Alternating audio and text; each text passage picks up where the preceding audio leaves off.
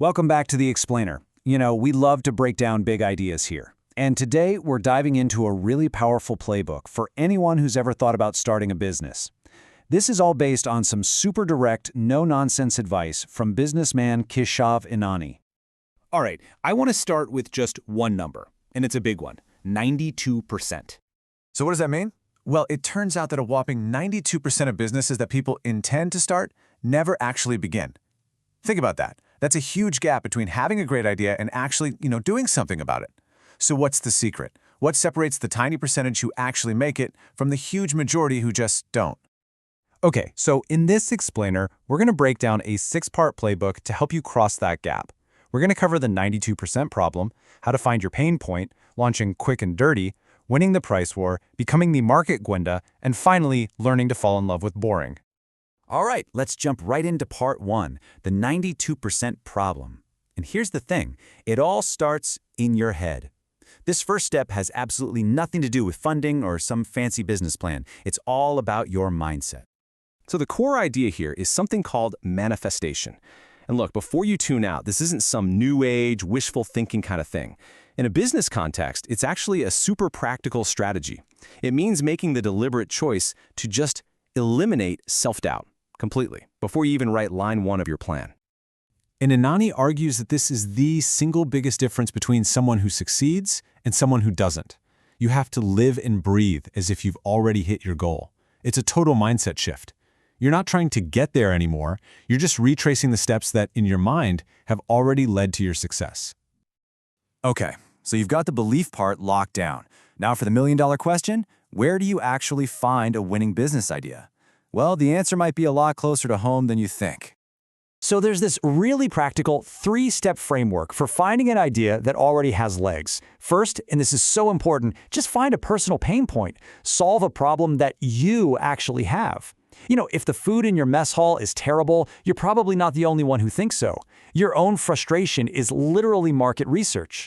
Then second, you have to become your biggest consumer. The best businesses are built by their own biggest fans, right? Because if you're using your product every day, you'll know exactly what's working and what's not. And third, analyze the supply chain. Look for the simple gaps. The example of a village only getting bread once a week is perfect. Someone saw that gap and just decided to fill it. That's a business. Okay, so you've got your idea. Now the natural instinct is to lock yourself away for 6 months, perfecting every little detail, right? Well, the advice here is to do the exact opposite. The idea is to launch quick and dirty. Get something, anything, out there into the world. Yeah, you'll probably fail or find a bunch of flaws, but that's the point. You don't need some expensive product manager at this stage. What you really need is raw, unfiltered customer feedback. So who are these first crucial customers?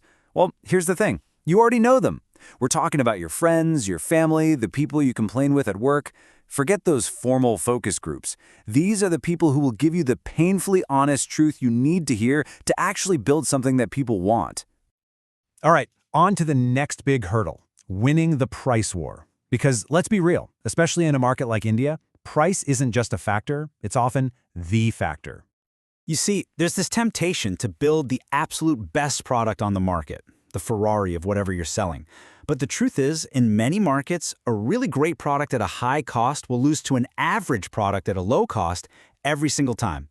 The winning formula isn't about being perfect, it's about being good enough and cheap enough for the masses.